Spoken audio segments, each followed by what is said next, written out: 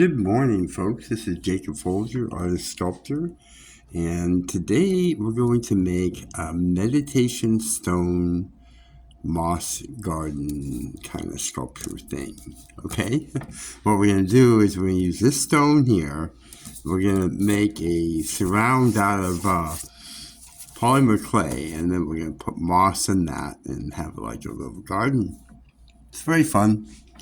We'll be working with Sculpey 3 polymer clay, and this product here, Golden GAC 100 acrylic primer and extender. You could also use another primer or paint or just about anything, but this is the product I use all the time. And you need to use that and paint this stone, any stone that you use, to seal it. Okay, just one coat, that's all you have to do, and it takes about 10 to 15 minutes to dry. And then once that's dry, you also want a piece of paper to work on so that the clay doesn't stick to the paper, or to the table or whatever you're working on there. So what I do here is I start with a noodle of clay. And the way I do that is the first thing I want to do is knead my clay. Oh, real quick. For you YouTubers out there, people that want to be a YouTuber, people that have a small channel and are trying to figure out what to do, I know you watch my tutorials because I see you in my subscribers, so I want to just give you a little pointer here, okay? First off, right now I'm in a hotel room, okay? I have no studio. I have no lighting. I'm using my cell phone. And this thing right here is soft, air-dry clay, okay? Wrapped in plastic to hold my camera. See? There's a little cradle there. It holds my camera. Couple sardine cans. That's my tripod, guys.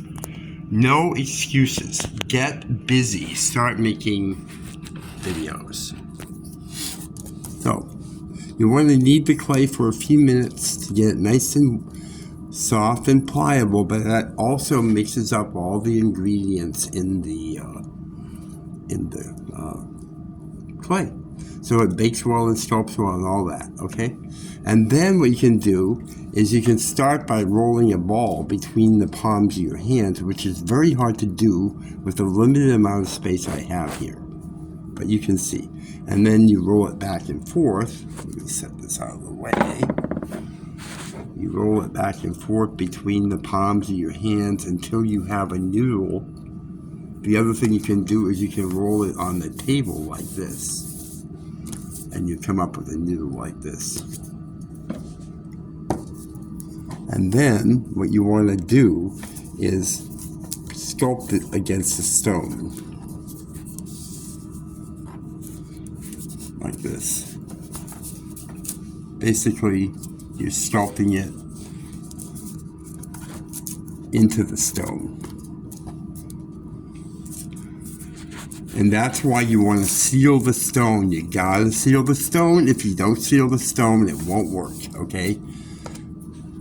And then, as far as using other types of polymer clay, I have never used anything else but Sculpey 3 for things like this.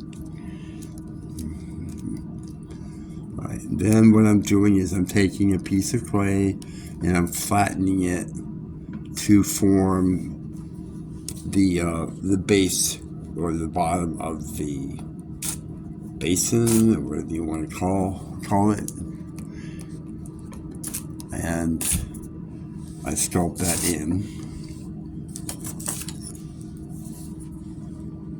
I don't really need all this extra clay here, so I'm just going to cut that away.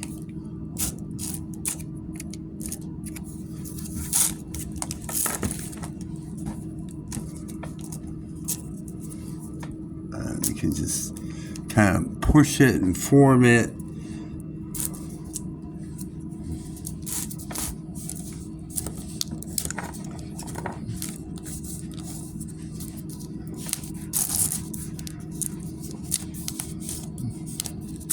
Yeah, the thing is with the YouTubers is you just don't realize that you're wasting a lot of time, trying to get lighting and cameras and, and really what it all becomes is a big excuse not to get started. So really, you just got to get started making videos, and then you'll learn what works and what doesn't. And, the other thing is, big shout out to Robert Benjamin. He's a YouTuber that teaches people how to grow their YouTube channels. This guy is awesome, man. I'll try to put a link or something in the video description for him. But you guys need to look into this guy because he's really helping me grow my channel right now. So he's got a YouTube channel and he does consulting for a fee. And normally it was like $300, but then he suddenly offered a special for $50, and I took advantage of it immediately. And it's really amazing what he's doing for my channel, I have to say. Let's all help each other, There's no reason to keep things a big secret. Let's help each other and support each other, eh? So I want to make sure that this is really joined well to the stone. So I'm, pushing clay up underneath there. I'll get another, sorry. I'll get another needle of clay here, and I'll push it up under the stone and start kind of blending it in and sculpting it to the stone. I want it to be a really good bond. A ball tool will help also. Really great for this sort of thing. Because you can really get it crammed up underneath the stone there like that. Really sculpt it in. And then, again, keeping in mind that the clay won't stick to the paper so much. You can turn it over like this. I know it's really kind of, floopy, but you can blend these little gaps like that. And you also can sculpt it into the stone underneath by just blending it to it like that. See that?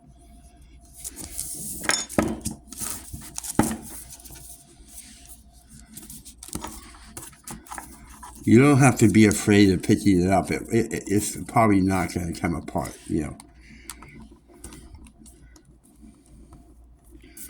And so you get it to where you want it, how you want it. I'm just telling you guys, I know this is a little bit rough for a video, but you know what? My stuff, is a little bit weak right now because I'm in a hotel room. But, I still want to bring videos to you guys, and I still want to create, so I'm doing it. I'm doing it here in the hotel room, and it's a little bit rough, so bear with me, please. So that's kind of where we're at with the little surround there. And then you can just sort of adjust the ridge or the rim by just pinching it so it's nice and level, like a nice level, and you just slowly go around and adjust it. It's like a pinch pot, really.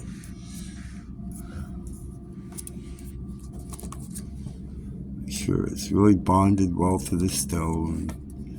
Make sure you fill all those gaps in the bottom. And then you can take a tool like this or a sharp X-Acto knife, and you can go around the bottom, around the base, and trim it so it's nice and round and even and nice.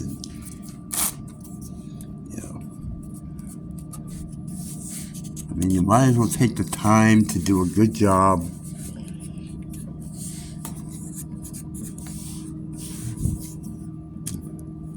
Yeah, the other thing is I can't really edit video. I can't edit it here because I don't have a computer. I don't have any way to edit, so I just have to upload the tutorials as is. So I am limited. I can't put all the information in the description. I can't put links. I don't have any way to do any of that stuff. It's I'm just stuck to what I can do on my phone. And I have been in hotel rooms now for over a month, and all the videos that you see me producing are all done from my hotel room. Okay, all of them.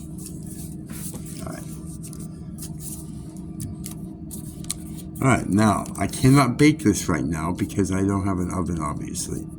But that doesn't stop me. I will tell you how to bake it, though. You want to put it on an oven-safe dish in a household oven or a toaster oven. Set the temperature for 275 degrees. Preheat the oven to 275 degrees.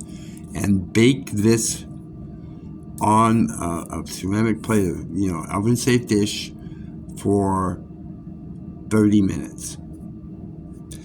When it's done, when the 30 minutes is done, set a timer so you don't forget. It's got to be, 30 minutes is going to be fine. And then open the oven, turn off the oven, and leave it sit in the oven until it cools. The stone itself will take maybe an hour to an hour and a half to cool.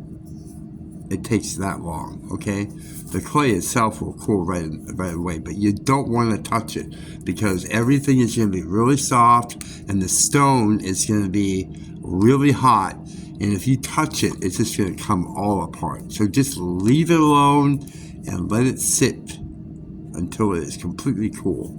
And then you can take it out of the oven. And we have moss.